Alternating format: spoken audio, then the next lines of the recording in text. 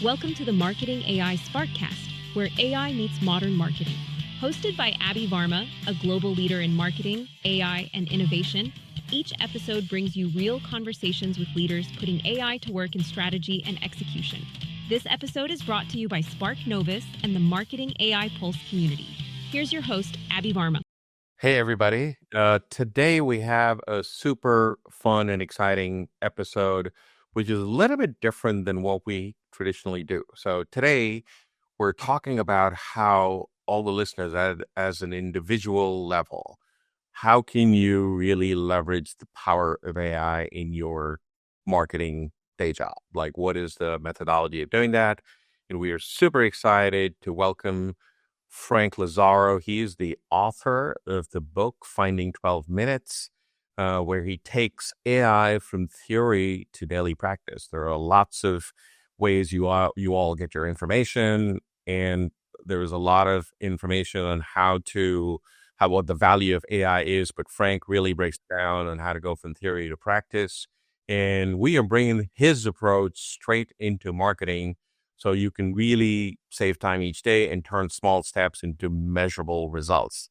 Frank, welcome to the show, my friend. Yeah, Abby. Well, thanks for having. I know that you and I have met for coffee several times, and you asked me to be on it. It's pretty exciting to kind of have this conversation. Yeah, no, super excited. So for our listeners, let's just dig in, and maybe you wrote this book, but before that, give us a little background of your career, and then what was the spark behind writing the book? I think you wrote the book earlier this year, right? So it's all very new. So we'd love to learn a little bit about the spark behind it. And I love name stories. So Finding 12 Minutes, I mean, it says it all, but I'm just very curious about how you came up with the whole idea and everything. So take it away. And that's great. So, by trade, I've been a marketer pretty much all of my career. A lot of it really focused on technology, right? So starting with like working at the phone company and working on the internet services, and then moving over to cell phones, even on the payment processing side, on the financial services, having worked at a bank. So I've been really rooted in marketing, but a lot of it really is all directly connected to technology. Everything with me is around technology. So, like 2 years, 3 years ago when AI came out, we all ran into this head first. Oh, it's AI. This is great. And this is amazing. And it creates content and all this other stuff. But what I found is that companies that I was working with, they were very focused on now, okay, what is the ROI? If I invest this, what am I getting in return?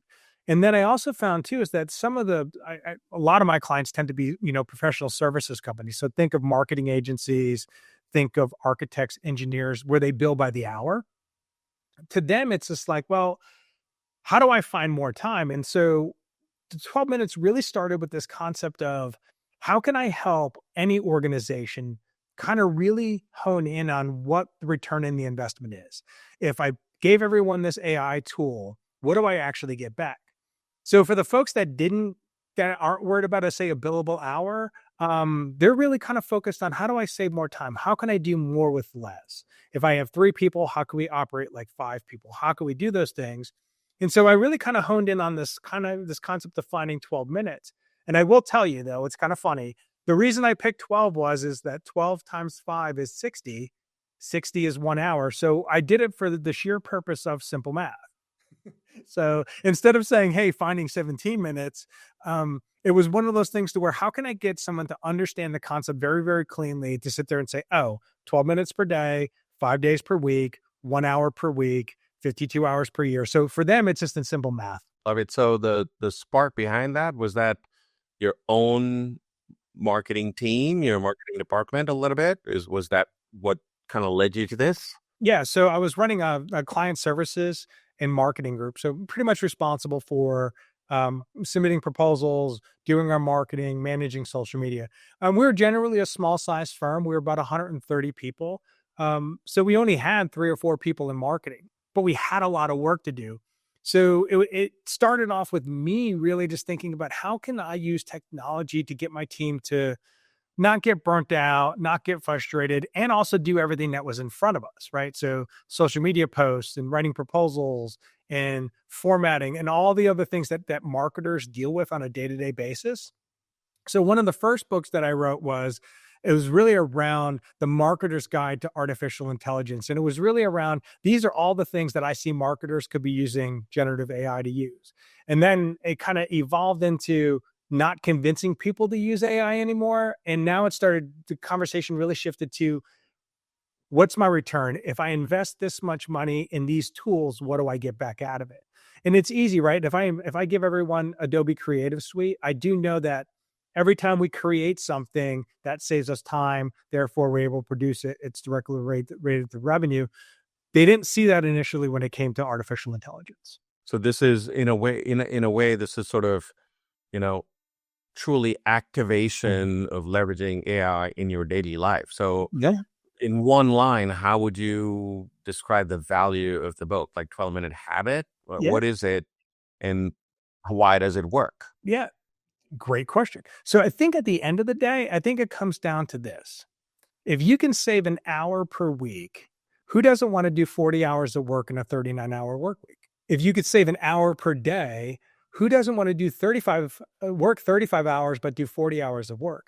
So not only does it benefit the company or the firm or whomever, there's also that work-life balance from a marketer's perspective, right? So when you start thinking about all of the demands and the needs that marketing departments have, right? Not all of us get the benefit of having 20 marketers and designers and writers and all this other stuff. Some of us actually operate on very lean marketing departments. So how do you get 5 people to do more? So the value or the habits and why this works is because it allows people to simply go, if I do these things and I can save 5 minutes here, 5 minutes here, 5 minutes here, and next thing you know that you're up to an hour in savings per day, that just allows the marketer not to necessarily work harder, but also work smarter in terms of being able to do all the things and all the pressures that are put upon the marketing departments in terms of what they do.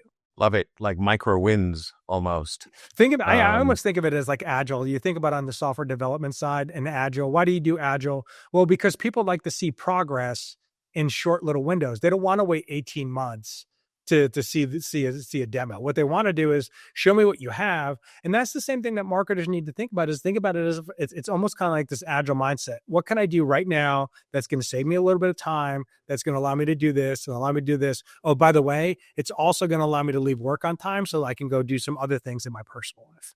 Right. So for the folks who have not read your book, Finding 12 Minutes, can you give a little synopsis of what that looks like and the gist of the book? So we need to get out of this mindset. I think initially the mindset was AI was going to do all of these big things, take over processes, replace people. Like we got scared that was going to do all of these things. The book turns that on its head, where I want you to only focus on the next 12 minutes, right?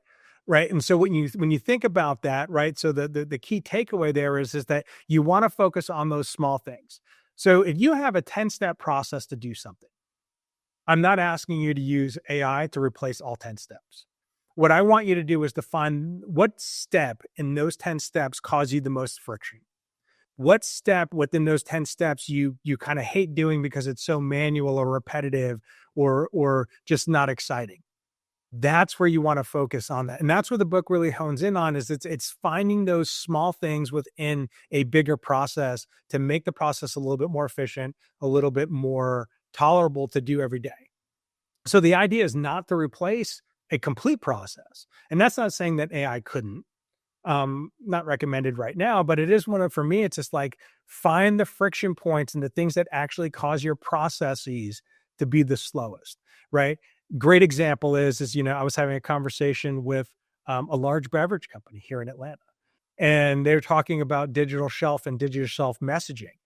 They have all of these digital shelf messages and data on what performs and what not performs. And I'm like, why don't you just use your internal GPT to go in there and actually rewrite or give you ideation around new subject lines or new messages based off of what's already working. So it just helps them jumpstart that process. So you could see how it could work to where it's like, I need a subject line.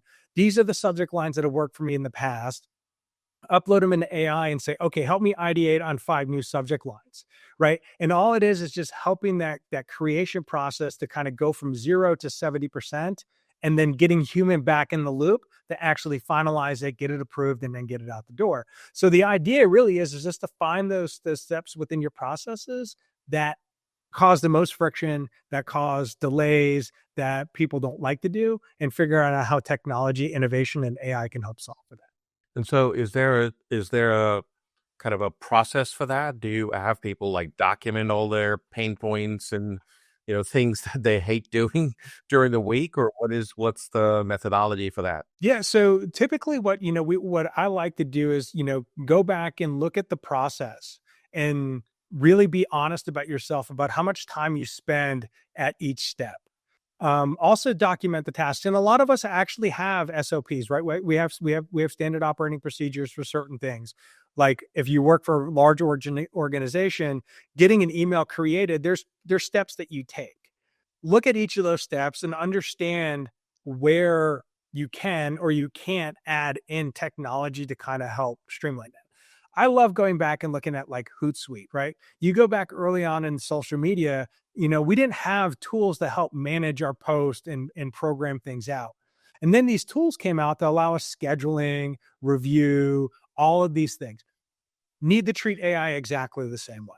When you think about that process, where can AI actually be inserted that's going to help streamline that to the point?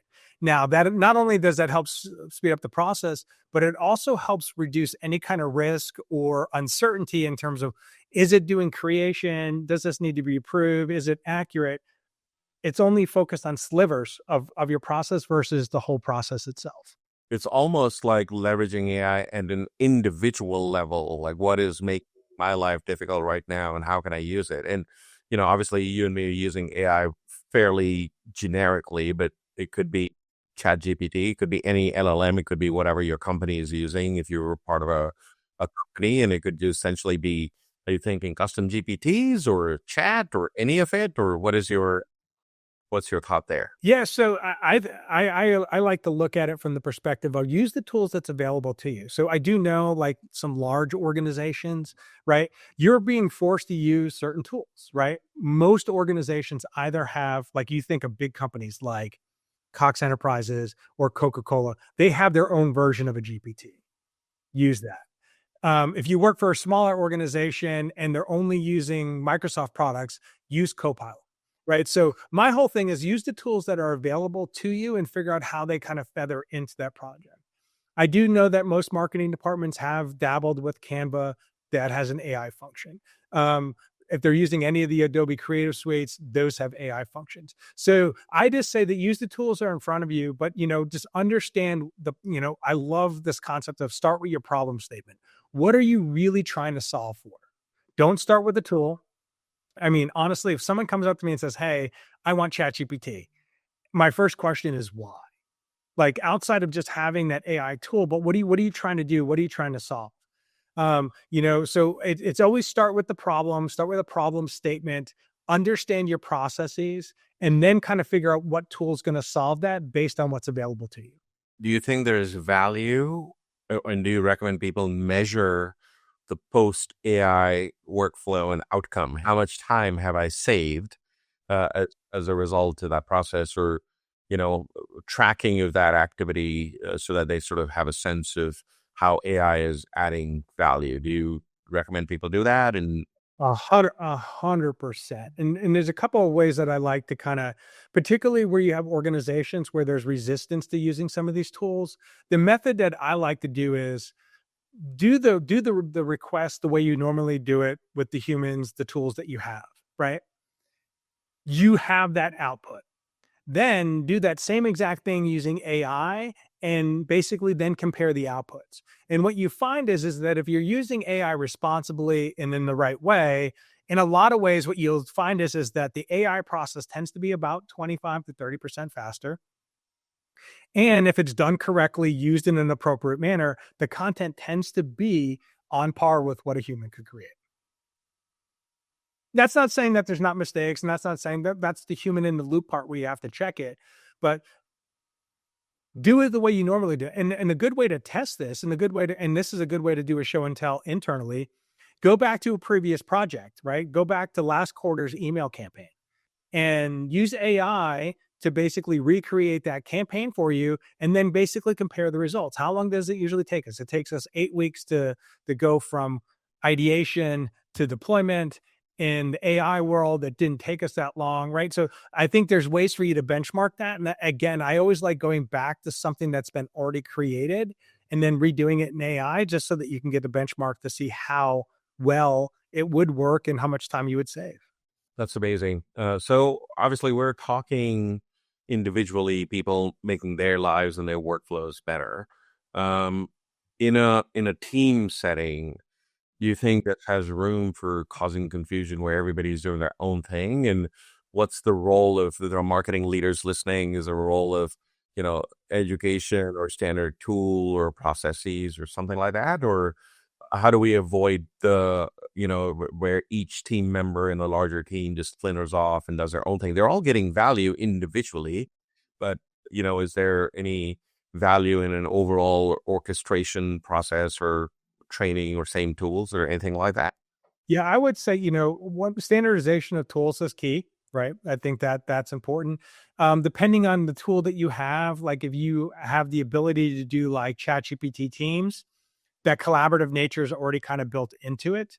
But fundamentally, and Aby, I think you would agree with me on this, is that just because I give you the tool doesn't mean you know how to use the tool, right? So in some instances, I think this is where training becomes more and more important when you are in the position of managing a team, right? So getting 5 people on your team, all trained on the same tool, with the same rules of engagement. This is how we use it. This is how we don't use it.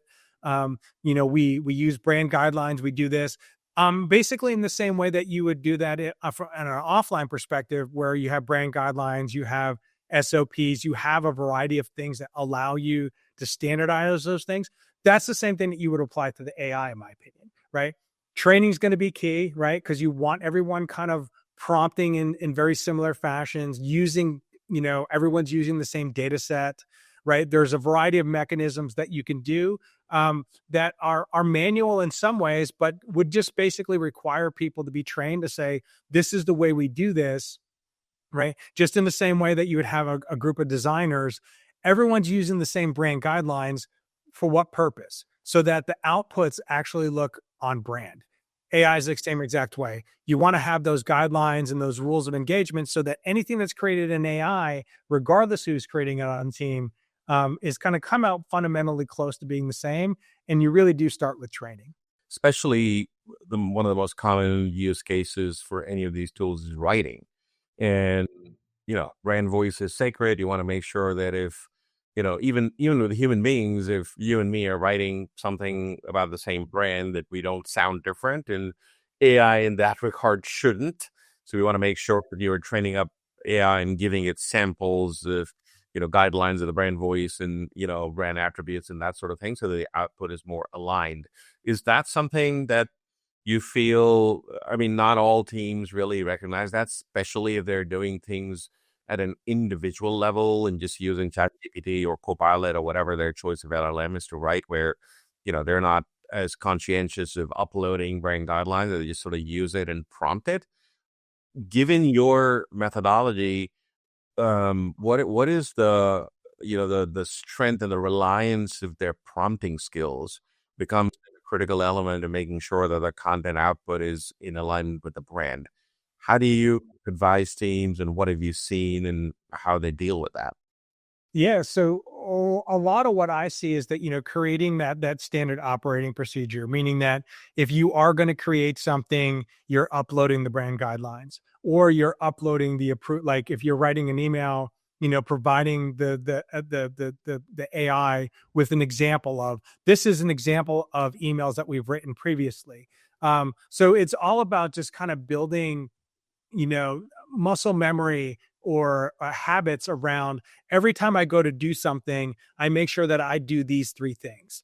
And if you can get and that's where training comes in, right? So it's not necessarily like, oh, this is what prompt engineering is. No, it's like when you go to create an email, you are always giving the LLM or the AI at least 3 examples of previously written approved emails. You are uploading the brand guidelines, and we have a matter of fact, I'm in the process of helping someone write this an internal prompt guide. So it's basically it's a living Word document to where there's prompts in there. So if you're writing an email or if you're doing social, they have a reference that always go back to start their base prompt. So they're not having to recreate it or memorize exactly what the prompt is. These are the approved prompts. This is what we know that works. These are the things that we want you to do. You need to use this model. You need to have this attachment. So it's all around just kind of building habits and cadence around getting everybody on the team to kind of operate and do things consistently the same time every time so that you can actually build that consistency on the back end. Yep. I love that. So everyone's sort of working off of the same playbook, if you will. And also version control, like if you make any tweaks and changes, then again, those tweaks and changes to your brand guidelines, brand voice get rolled out, throughout the team. Right. And if you force them to say, upload the latest examples or the latest brand guidelines, if the document changes, they're not using an old prompt or an old document that would produce something that would be off brand. Right. And so, the other thing too, is that's on the creation side. One of the things that, I had working with a large CPG and out of the Midwest, one of the things that they found out in their process is that they spend a lot of time in Excel. It's funny, as a marketer, that's the one thing that I didn't realize kind of getting into it, is that I thought I was going to be like super creative and create content all the time, where in reality is 50% of my time is actually spent in the spreadsheet. One of the things that they found in their processes is that when they're creating presentations and decks and manipulating data, they spend a lot of time trying to manipulate this.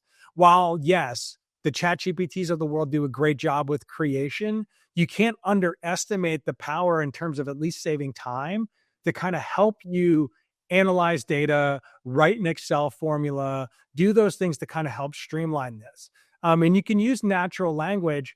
I want you to compare column A with column B. This is what I'm trying to do. Help me write an Excel formula, right? Those kinds of things to where it can just help streamline your process down to where instead of wasting an hour on manipulating a spreadsheet, maybe you could do it in 15 minutes. You save 45 minutes of your time. So yes, while I think creation is important for marketers, and I think it's a very powerful tool for us, do not underestimate the power of the fact that we do spend a lot of time with data. What are you seeing in terms of kind of the whole effect of smaller teams now suddenly have, the capacity and the capability to behave like bigger teams, right? So based on the folks that you work with, typical small team could be, a manager, director, VP, whatever, that level person, and then 1 or 2 other people. So 2-3 person marketing team can really leverage AI and then kind of end up feeling like more like a 5, 7, 10 person marketing team. Is that, are I exaggerating, or what are you seeing in the folks you work with? No, I agree with you 100%. What you're finding is that, say you had a team of 4 people, and if every person on the team can find an hour per day, right? That's 4 hours per day. That's basically a part-time resource per week in terms of capacity. So when you think about that, right, just a small team of 4 people that are up and running on using AI to find an hour per person, that's 4 hours per day, 5 days per week. That's 20 hours.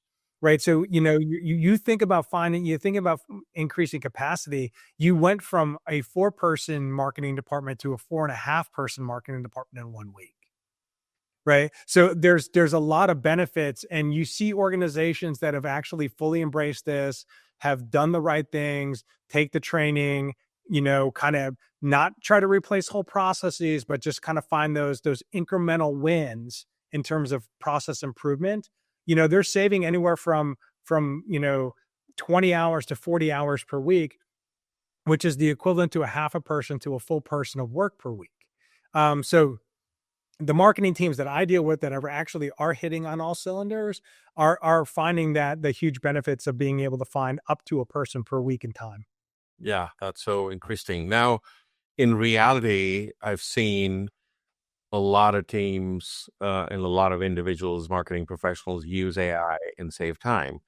But in reality, that time is filled up with more work. I mean, it's sort of reclaiming it and work-life balance that doesn't exist. Nobody works 40 hours anyhow. But it's to me, I feel that it sort of defeats the purpose of kind of reclaiming some of that time, even if you're doing it to think and plan and we're just downtime and that sort of stuff, more strategic work. But in reality, I'm just seeing all that time that people are reclaiming is getting filled up with additional work. So as an individual, yes, you may be saving time, but in reality, you're producing more overall, but it's not really benefiting the balance, the work-life balance side of it. What do you see, and how do you advise people to deal with that sort of temptation? So what's the meme where the Lion King, the dad and the son are standing on the rock top, and it says, "Everything the sun touches is marketing's responsibility." Is that the ongoing joke? Yeah, I mean, I think so, right? I don't think that problem changes because of AI, right? I think when you look at that, it's the manager's responsibility, the department head's responsibility to kind of make sure that they're managing workflows and work capacity. Yes, AI does give us the ability to kind of increase the capacity of individuals. And it's all too easy to sit there and say, well, if you can complete that faster, then you can pick up this. So I think there's the balance of both the human capacity building thing as managers. We need to continue to ensure that just because we have this technology and we have the capacity to do more, doesn't mean that we should be getting our people to burn out faster. I think that kind of solely defeats the purpose of what we want to try to do. I do think that it opens up a very interesting conversation around what are the strategic priorities, right? And focusing on the things that have, like, where could we deploy AI that's going to have the biggest impact to revenue? And so I think it is ripe for abuse, and it does have the ability to kind of, again, right, kind of fill that space and time with just more stuff. But I also think it kind of then forces leaders to then start thinking about what is the true strategic initiatives and value that we're driving, and making sure that we are using the tool for good to kind of help solve for that without necessarily getting our marketers to burn out faster. Yeah, no, that's great advice. So with a lot of marketing use cases, there's so many marketing use cases for AI. Time savings as a sort of a value driver is sort of at this point being assumed and almost not factored in, which is kind of a shame. But saving time is a big deal, and like we were just talking earlier, it's like adding more people to the team. You're not spending more money for business or whatever. So to me, there's a huge value of productivity in saving time. But businesses are often ignoring that and saying, okay, this is all great, but now we want to make sure that AI for growth, we want to sell more and more demand generation and that sort of thing.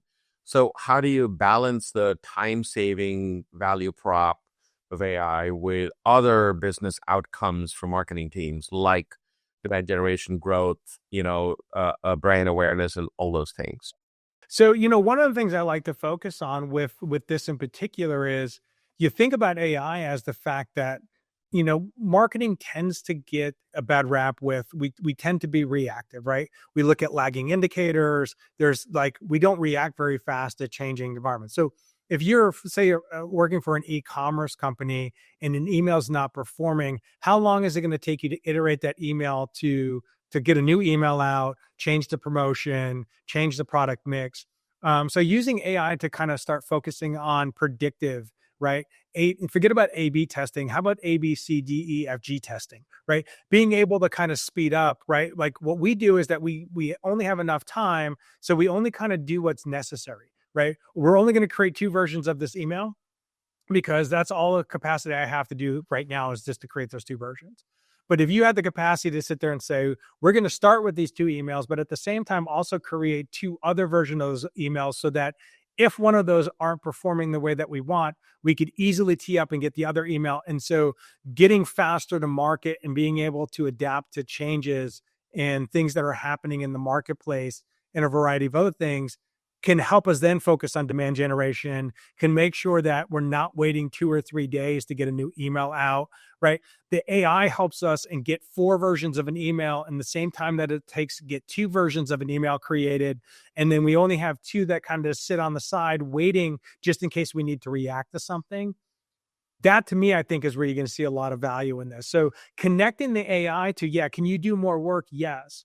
But look at it from a different direction to sit there and say, I want to be proactive and not only create an A/B version of these emails, I also want to create backups of that A/B with C and D so that I can react to anything that may happen in the marketplace, tepid demand, something happened, whatever it is that I already, so we're not wasting time. So that allows us to kind of potentially keep revenue on track, can keep demand on track. We can respond to market responses or activities. There's a variety of things that AI can help us do on the front end to where it's just not about getting to the baseline of what we need to do, but it also can help us be more proactive as marketers to kind of get ahead of any potential risks. Even asking the AI to sit there and say, if this email doesn't perform, right, what are my options?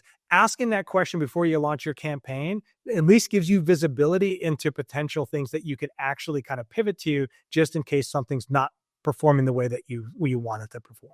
Right. So then the answer is like, don't limit yourself to just time savings, explore other avenues where AI can add value, all the things you just mentioned. Right. So holistically think about your process, right? It's not just about creating those 2 emails. It's creating and getting the AI to help you think about what could potentially go wrong and help me be prepared for that so that I'm not getting an email from my boss at 9:00 at night saying, hey, this email's not performing. What are we going to do? Oh, by the way, I already have a plan for that, right? We're going to tee up this second email. We're going to adjust the social media posts. We're going to do this, and this, right? And then it's, we're going to throw a promotion in there. So there's a variety of ways that AI can help you be better prepared and be proactive. So then really it's think about time savings plus business outcomes, whatever that may be. 100%, right? And I love doing that. So it's interesting too. I like taking my marketing plans and marketing content, and I love using AI as a critic. I want you to act like my boss. I want you to be highly critical and skeptical about what I'm presenting to you and help me find my blind spots. Or I want you to act as a consumer that is not in a position to buy and I need to convince, is my content being convincing enough? So I love using it just as a critique. Like I may create it, but then go back to AI and say, I want you to be my worst best critic, right? And have them pick apart what I'm doing so that I can then kind of maybe rethink, re-envision what I'm doing to kind of create a better campaign. I loved your examples. That did sound like a boss. So I think I loved it. We all get in those meetings and we get to ask those questions. What happens if this doesn't work? What is plan B? Like, okay, if plan B doesn't work, what's plan C? And as marketers, sometimes we get so caught up. We love our creative. We love our messaging. We love something that we get siloed and we get blinders and we don't necessarily think about what could go wrong. Nothing's going to go wrong. This is going to be great.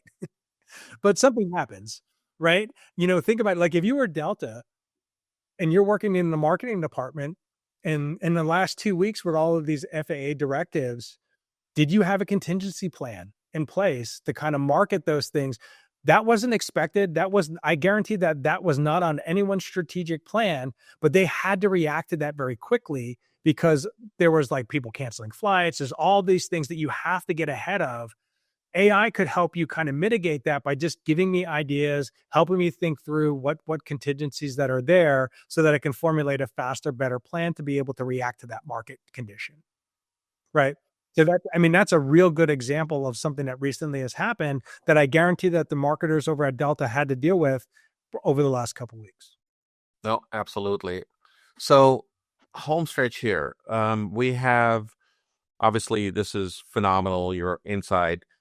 I'm sure people who read your book come and give you feedback that, hey, this is what I did in 12 minutes. What are some of the things that you hear from people?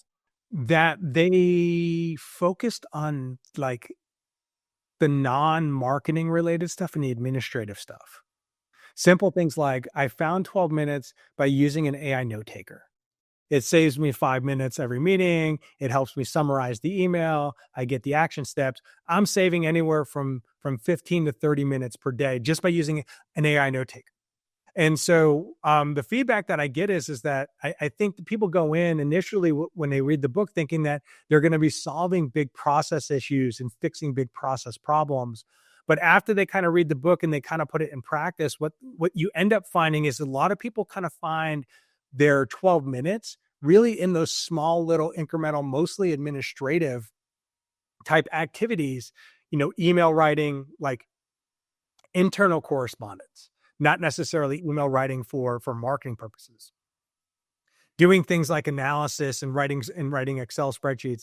So one of the things that I really like to encourage people is like, yeah, the book is kind of focused on kind of finding 12 minutes wherever you can find it, but don't overlook a lot of that administrative stuff, the stuff that we have to deal with on a day-to-day basis.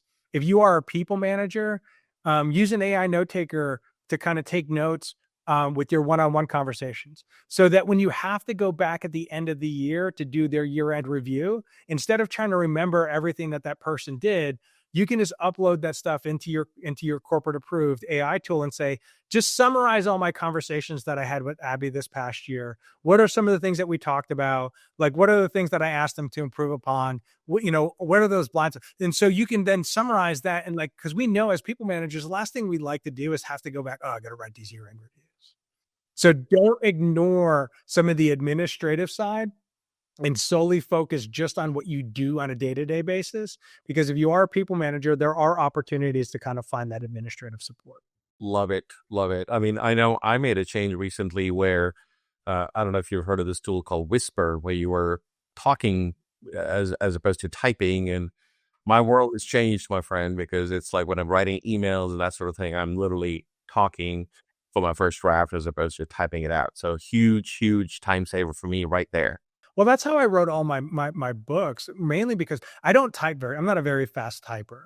And I just use the dictate version in Microsoft Word, and I can kind of just talk out a whole chapter to myself and it'll type it up. Now there's typos and all this other stuff, but I can go back and fix the typos with Grammarly, right?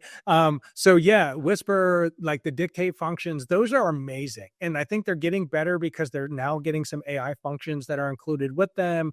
So for me, it's just like, if you are looking to write something long form, and you're not a great or fast typer like myself, man, using those dictation tools are great. I use another AI powered one, Claude. It's a little like recording device. A lot of people, I've seen them. They've been around for about 1.5 years, 2 years. That's an amazing tool as well. I just hit the button and I literally would record a whole chapter of a book while I'm driving in the car. Right. I'm like this. People probably think I'm crazy as they drive past. Like, why is this guy talking to himself? But I'm just basically, I'm dictating thoughts in my head, and then I'll go back into Word and I'll clean it up later. But yeah, I love the tools. I love how it's integrating into what we do, and it's only going to get better as the technology gets better. Awesome. Final question for you. As we look towards the future, right, we have agents and, AI browsers and, automation, from automation to autonomous workflows and whatnot. So many things happening. It's moving 200 miles an hour. How are you gearing up and bracing for what the future looks like? And, how do you think your process and workflows are going to sort of stand the test of these new technologies that are coming forward? Or what is your advice to our listeners, marketers, on how to deal with the onslaught of this new tech that's coming over? Yeah, you and I both know, because we kind of live in this space a lot, right? There's always something new coming out almost every week, every 2 weeks, or something fancy. The way I look at this is that when we think about agents or agentic AI, right? That automation part of AI that we keep hearing about and hasn't really been here yet, but it's coming. Think about, like, if you're a Microsoft Office or Outlook, it's going to get to the point to where I get an email from you, you're asking about what's my availability on Thursday, and the AI is automatically finding availability in our calendars. It's already creating the calendar invite. So you start thinking about automation at the fringes. That's really exciting. I look forward to what's going to come with the CRM perspective.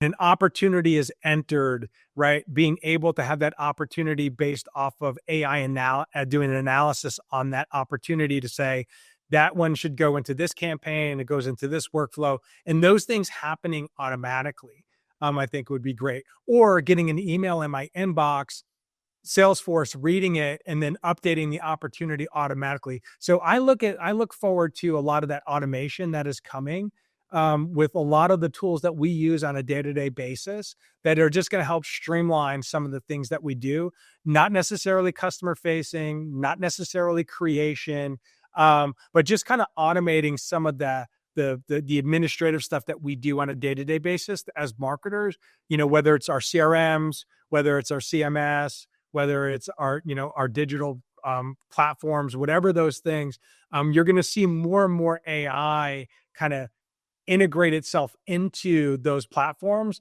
that are just going to make some of the manual tasks a little bit more automated for us. And I'm excited about that.